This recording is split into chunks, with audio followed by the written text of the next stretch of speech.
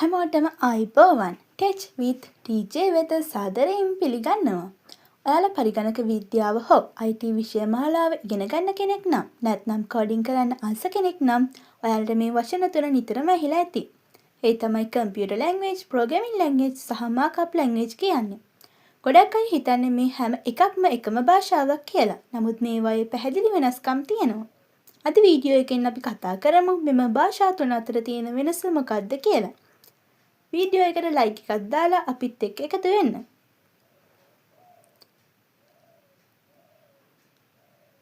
මුලින්ම අපි බලමු පරිගණක භාෂාව කියන්නේ මොකක්ද කියලා. සරලවම පරිගණකයට උපදෙස් ලබා දෙන්න සහ පරිගණකයේ සමග සංනිවේදනය කරන්න භාවිතා කරන ඕනෑම භාෂාවක් අපි හඳුන්වනවා පරිගණක භාෂාවක් කියලා. මේක අපිට කොටස් තුනකට විදහා දක්වන්න පුළුවන්. පළවෙනි එක මැෂින් ලැන්ග්වේජ්. 0 හා 1 වලින් විතරක් සමන්විත පරිගණකයට කෙලින්ම තේරෙන මූලිකම භාෂාව මැෂින් ලැන්ග්වේජ් කියලා අපිට හඳුන්වන්න පුළුවන්. දෙවෙනි එක ඇසෙම්බලි ලැන්ග්වේජ්. 0 හා 1 වෙනුවට කෙටි සංකේත භාවිතා කරන භාෂාවක් වේ. තුන්වෙනි එක හයි ලෙවල් ලැන්ග්වේජ්. අපිට ඒ කියන්නේ මිනිස්සුන්ට ලේසියෙන්ම තේරුම් ගන්න පුළුවන් විදියට සකස් කර භාෂාවන් වලට අපි කියනවා හයි ලෙවල් ලැන්ග්වේජ් කියලා. ඊළඟට අපි කතා කරමු ක්‍රමලේඛන භාෂාවන් කියන්නේ මොකක්ද කියලා. පරිගණක වැඩසටහන් නැත්නම් ප්‍රෝග්‍රෑම්ස් නිර්මාණය කරන්න භාවිතා කරන විධාන නීති රීති වලින් සමන්විත භාෂාවලට අපි කියනවා ක්‍රමලේඛන භාෂාවන් කියලා.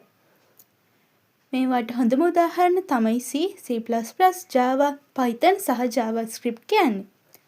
මෙන්න මෙතනදී ඔයාලට වැදගත් රූල් එකක් මතක තියාගන්න වෙනවා. ඒ තමයි සෑම ක්‍රමලේඛන භාෂාවක්ම පරිගණක භාෂාවක් වෙනවා. හැබැයි සෑම පරිගණක භාෂාවක්ම ක්‍රමලේඛන භාෂාවක් වෙන්නේ නැහැ. උදාහරණයක් විදිහට මැෂින් ලැන්ග්වේජ් කියන්නේ පරිගණක භාෂාවක් මිසක් ක්‍රමලේඛන භාෂාවක් නෙවෙයි. සරලවම කිව්වොත් ක්‍රමලේඛන භාෂාව කියන්නේ පරිගණක භාෂා පවුල ඇතුලේ තියෙන එක උපකාණ්ඩයක් පමණයි.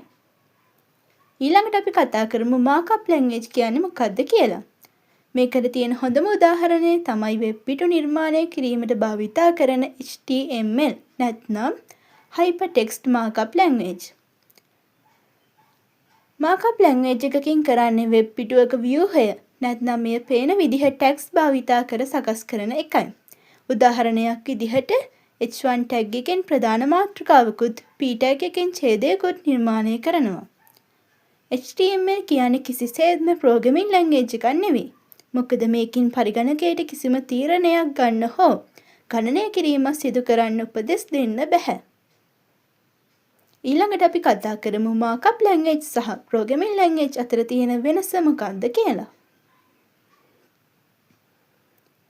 මේ දෙකේ වෙනස අපි කේත සමග සංසන්දනය කරලා බලුවොත් මාකප් ලැන්ග්වේජ් එකක් කියන්නේ ව්‍යුහය සකසන්න ටැග්ස් භාවිතා කරන මේ ස්ටැටික් සහ ඒ කියන්නේ ස්ථාවර අන්තර්ගතයන් සඳහා සුදුසු භාෂාවන් වෙනවා.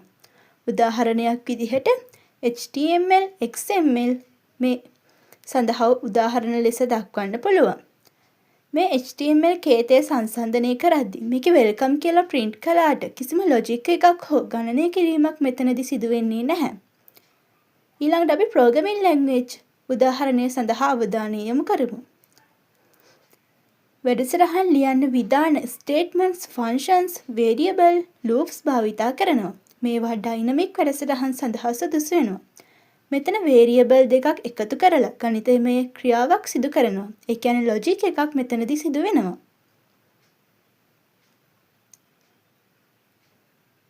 එහෙනම් අද වීඩියෝ එකේ සාරාංශය බැලුවොත් කම්පියුටර් ලැන්ග්වේජ් කියන්නේ පරිගණකයේ සමග සංනිවේදනය කරන්න පුළුල් සංකල්පයක්. මේකට මැෂින් ලැන්ග්වේජ්, ඇසෙම්බලි ලැන්ග්වේජ් සහ හයි ලෙවල් ලැන්ග්වේජ් ඇතුළත් වෙනවා. ඊළඟට ප්‍රෝග්‍රෑමින් ලැන්ග්වේජ් කියන්නේ පරිගණක භාෂාවේ උපකාණ්ඩයක්. ඒ කියන්නේ ප්‍රෝග්‍රෑම්ස් ලියන්න ගන්න භාෂාවන් ලෙස අපිට හඳුන්වන්න පුළුවන්. උදාහරණ විදිහට C, Python, Java අපිට හඳුන්වා දෙන්න පුළුවන්. ඊළඟට මාකප් ලැන්ග්වේජ් කියන්නේ ලොජික් නැති වෙබ් පිටුවල ව්‍යුහය විදහා දක්වන භාෂාවන් මේ. ඔන්න ඔය ටික තමයි අද වීඩියෝ එකෙන් අපි ප්‍රධාන ලෙසම සාකච්ඡා කරන්නේ. ඔයාලට අද වීඩියෝ එක වැදගත් නම් channel එක subscribe කරලා like කරන්න, comment කරන්න. ඊළඟ වීඩියෝ එකෙන් හමු වෙමු. Tech with TJ. හැමෝටම සුබ දවසක්.